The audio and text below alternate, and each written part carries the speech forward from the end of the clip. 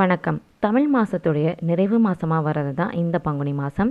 பங்குனி மாதம் பார்த்திங்கன்னா மார்ச் 15ஆம் தேதி துவங்கி ஏப்ரல் 13ஆம் தேதியோட நிறைவடையுது.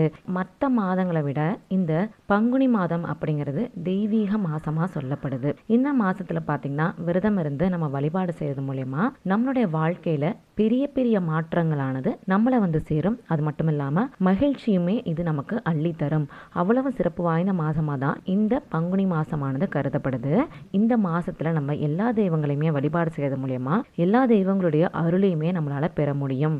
தமிழ் மாதத்தில் பார்த்திங்கன்னா 12 மாதங்கள் இருக்கு இல்லையா? இந்த 12 மாதங்களுக்குமே தனித்தனி சிறப்புகள் இருக்குது. ஏற்கனவே நம்ம சேனலில் நான் நிறைய வாட்டி ஒரு தமிழ் மாதத்துடைய சிறப்பு பற்றியும் அந்த மாதத்தில் வரக்கூடிய முக்கியமான விரத தினங்கள் பற்றியும் நான் போட்டிருக்கேன். அதெல்லாம் நீங்கள் இன்னும் செக் பண்ணல அப்படின்னா செக் பண்ணி பாருங்கள். அந்த விரத நாட்கள் மட்டுமே தான் முடிஞ்சிருக்குமே தவிர அந்த தமிழ் மாதத்துடைய சிறப்பு அப்படிங்கிறது எல்லா வருஷத்துக்குமே பொருந்தும். அதனால நீங்கள் போய் செக் பண்ணி பாருங்கள். அந்த வரிசையில் இப்போ நம்ம பங்குனி மாதத்தை பற்றி பார்க்கலாம். பங்குனி மாதத்தில் பார்த்திங்கன்னா தெய்வ திருமணங்கள்லாம் நடந்திருக்கு.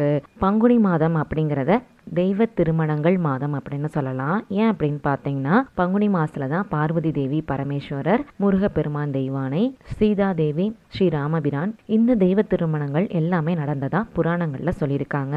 இதனால தான் பங்குனி மாதம் அப்படிங்கிறது தெய்வீக சக்தி நிறைந்த மாதமா சொல்லப்படுது. அடுத்தது பார்த்தீங்கன்னா காரடையன் நோன்பு.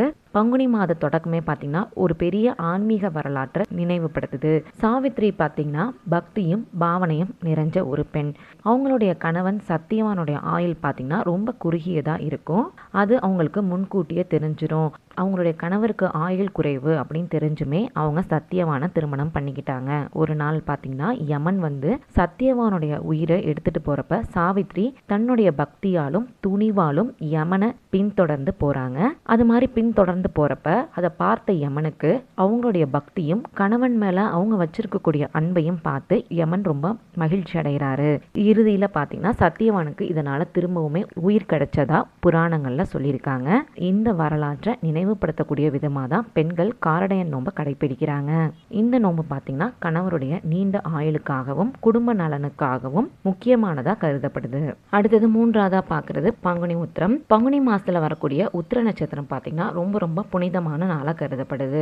நம்ம சேனல்ல நாளைய தினம் பார்த்தீங்கன்னா பங்குனி உத்திரத்துக்கான பதிவு வரும். ஒருவேளை நீங்க நம்ம சேனல் இனிமேல் சப்ஸ்கிரைப் பண்ணாம இருக்கீங்கன்னா சப்ஸ்கிரைப் பண்ணிட்டு பாருங்க. இப்போ நம்ம அந்த பதிவுக்கு வந்துடலாம். பங்குனி மாசத்துல வரக்கூடிய உத்திர நட்சத்திரம் அப்படிங்கிறது பார்த்தீங்கன்னா ரொம்ப ஒரு புனிதமான நாளா சொல்லப்படுது. இந்த நாள்ல முருகனுக்கு காவடி எடுக்கிறது, அபிஷேகம், அர்ச்சனை, விரதம், தர்மம் இந்த மாதிரி வழிபாடுகள்லாம் செய்கிறது ரொம்ப சிறப்பு. குறிப்பாக பழனி முருகர் கோவிலில் பங்குனி உத்திர விழா பார்த்தீங்கன்னா ரொம்ப சிறப்பாக நடைபெறும். ஆயிரக்கணக்கான பக்தர்கள் இந்த நாளில் முருகனை தரிசனம் செஞ்சு வழிபாடு செய்வாங்க. அடுத்தது நாலாவதா சொல்றது வசந்த நவராத்திரி. பங்குனி மாதம் வசந்த காலத்துடைய தொடக்கத்தை நினைவுபடுத்தக்கூடிய ஒரு மாதம். அதனால இந்த மாசத்துல வசந்த நவராத்திரி கொண்டாடப்படுது.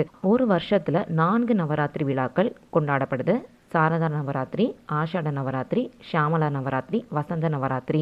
இந்த நவராத்திரி பற்றி ஒரு வருஷமுமே தனித்தனி பதிவுகள் நான் கொடுத்துருக்கேன். ஒருவேளை இதெல்லாம் பற்றி நீங்கள் தெரிஞ்சுக்கணும் அப்படின்னாலும் நம்ம சேனலை செக் பண்ணி பாருங்கள். இதில் சாரதா நவராத்திரியும் வசந்த நவராத்திரியும் பார்த்தீங்கன்னா ரொம்ப ஒரு முக்கியமானதாக சொல்லப்படுது. வசந்த நவராத்திரி பொதுவாக பங்குனி அமாவாசைக்கு அடுத்த நாள் வளர்பிறை பிரதமையிலேருந்து நவமி வரை கொண்டாடப்படுது. இந்த நாளில் நம்ம தெய்வங்களை வழிபாடு செய்கிறது மூலயமா நம்மளுடைய வாழ்க்கையில் வளமும் அமைதியும் அதிகரிக்கும் அப்படின்னு சொல்லப்படுது. ஐந்தாவதா சொல்லப்படுறது தான் ஏகாதசி விரதம். இந்த மாசத்துல 2 முக்கியமான ஏகாதசி விரதங்கள் வருது. ஆமலக்கி ஏகாதசியில திருமாலை நம்ம வழிபட்டு விரதம் இருந்தோம் அப்படின்னா கோதானம் செஞ்ச புண்ணியம் நமக்கு வந்து சேரும். இன்னொன்னு பாத்தீங்கன்னா விஜய ஏகாதசி. விஜயம் அப்படின்னா வெற்றி அப்படின்ற பொருள். இந்த நாள்ல நம்ம விரதம் இருந்து வழிபாடு செய்யறப்ப வாழ்க்கையில வெற்றி நமக்கு கிடைக்கும். இந்த ஏகாதசிகள் எல்லாத்துக்குமே புராண கதையுமே இருக்கு. அந்த புராண கதைகள் நீங்க தெரிஞ்சுக்கணும் அப்படின்னா ஏகாதசி பிளேலிஸ்ட்ல ஒவ்வொரு ஏகாதசியை பத்தியும் அந்த ஏகாதசியோட புராண வரலாறு பத்தியும் அந்த ஏகாதசியில நம்ம விரதம் இருக்கிறது மூலியமா நமக்கு என்ன மாதிரியான நன்மைகள் கிடைக்கும் அப்படிங்கறத பத்தியும் நம்ம சேனல்ல நான் நிறைய பதிவுகள் கொடுத்திருக்கேன். ஒரு ஏகாதசிக்குமே நான் கொடுத்திருக்கேன். நம்ம சேனல்ல பிளேலிஸ்ட்ல ஏகாதசின்னு இருக்கும். அதை கிளிக் பண்ணி செக் பண்ணி பாருங்க. இந்த விஜய ஏகாதசியை நம்ம பார்க்குறப்ப புராண கதைப்படி ஸ்ரீ ராமபிரான் ராவணனை வென்று சீதா தேவியை மீட்டதும் இந்த விஜயா ஏகாதசி விரதத்துடைய பலனாகவே சொல்லப்படுது. ஆறாவதா சொல்றது காரைக்கால் அம்மையார் குரு பூஜை, சாஸ்தா வழிபாடு, மகாலட்சுமி வழிபாடு. இந்த மாதிரி ஆன்மீக நிகழ்வுகள் இந்த மாசத்துல நடைபெறும். பெறுது. இதனால தான் பங்குனி மாதம் முழுவதுமே கோவில்களில் திருவிழாக்கள், பூஜைகள், ஆன்மீக நிகழ்வுகள் எல்லாமே நடைபெறுது. அதனால தான் இது தெய்வீக மாதம் அப்படின்னுமே சொல்லப்படுது. இன்னைக்கு இந்த பதிவில் நம்ம பங்குனி மாதத்துடைய சிறப்புகள் பற்றி தெரிஞ்சுக்கிட்டோம். அடுத்த பதிவில் பங்குனி மாதத்தில் வரக்கூடிய முக்கியமான விரத தினங்கள் பற்றி பார்க்கலாம். நாளை தினம் வரக்கூடிய பதிவில் பங்குனி உத்திரத்துடைய சிறப்புகள் பற்றி பார்க்க இருக்கோம். அதை நீங்கள் பார்க்கணுன்னா நம்ம சேனலை சப்ஸ்கிரைப் பண்ணி வச்சுக்கோங்க. நன்றி, வணக்கம்.